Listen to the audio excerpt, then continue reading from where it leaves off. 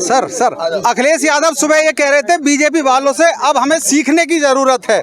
बिहार चुनाव के बाद शायद उन्हें लग रहा है ऐसे पॉलिटिकल पार्टी और ऐसे लीडर एक पॉलिटिकल पार्टी का मैं सोचता हूँ कि हम लोगों को बहुत कुछ बीजेपी से सीखना है। कि चार जी इन प्रकार के नेताओं के अंदर आ जाए जी तो बहुत बड़ा कल्याण होगा। बीजेपी हमेशा सकारात्मक दृष्टि से विचार करती रही है। भारत के प्रधानमंत्री नरेंद्र मोदी जी जो बोलते रहे हैं, उन्होंने हमेशा कहा है सबका साथ, सबका विकास, सबका विश्वास, सबका प्रयास, सभी लोगों का समुचित तौर पर सहयोग लेते हुए हम आगे बढ़ेंगे। इसमें चाहे विरोधी हो चाहे पक्षधर हो, और जो भी योजनाएं बनाई उन योजनाओं का क्रियान्वयन सबके बीच में हुआ है।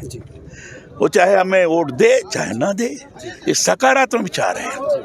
किसी की अनर्गल आलोचना नहीं। किसी ने आलोचना की तो जो आवश्यक लगा उतना ही जवाब देना, बाकी के बारे में न बोलना। जो संवैधानिक दृष्टि से सत्य है उसके ऊपर लगातार जोर देना। दुर्भाग्य ये था कि चाहे अखिलेश जी हों चाहे और भी नेतागण हों, इन्होंने संविधान के प्रति अनर्गल प्रलाप करना शुरू कर दिया। संविधान बचा, अरे संविधान को क्या बचाओगे भाई? संविधान तो बना हुआ है। संविधान को बचाएगा कौन? संविधान को बदला नहीं जा सकता। सुप्रीम कोर्ट का भी निर्णय जो संविधान का ढांचा है, आप प्रियम्बल को नहीं बदल सकते, फंडामेंटल राइट्स को नहीं बदल सकते, आप डायरेक्टिव प्रिंसिपल्स को नहीं बदल सकते। ये सारी चीजें ऐसी जिसको आप बदल ही नहीं सकते। संशोधन तो हो सकता है लेकिन बदला नहीं जा सकता। तो ये जो अनर्गल प्रकार की बातें की हैं, संविधान के जो इंस्टीट्यूशंस हैं उनको आप आलोचना नहीं कर सकते। अब निर्वाचन आयोग को उसको आप गाली दे रहे हैं। ये संविधान की संस्थाएं हैं।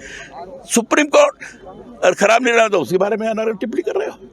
ये संवैधानिक संस्थाएं हैं। संवैधानिक संस्थाओं को गाली दोगे तो अराजकता पैदा हो जाएगी।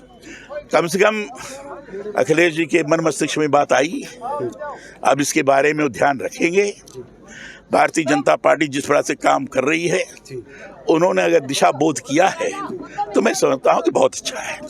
इसके अलावा सर, ये बागेश्वर वाले बाबा जो है वो हिंदू राष्ट्र की मांग कर रहे हैं, तो क्या संविधान में कोई ऐसा प्रोसीजर है कि भविष्य में ये चीज हो सकती है? संवैधानिक आधार पर भारत एक राष्ट्र है, ये घोषित है, लेकिन बाकी का जो घोषणा कर रहे हैं वो ठीक है, सनातन के हिसाब से बोल रहे हैं। वो एक चूंकि पूरे देश में हिंदू रहता है, हिंदू है, इसे इस बार की भाषा बोल रहे हैं, कोई हर्ज नहीं है। ठीक, थैंक यू।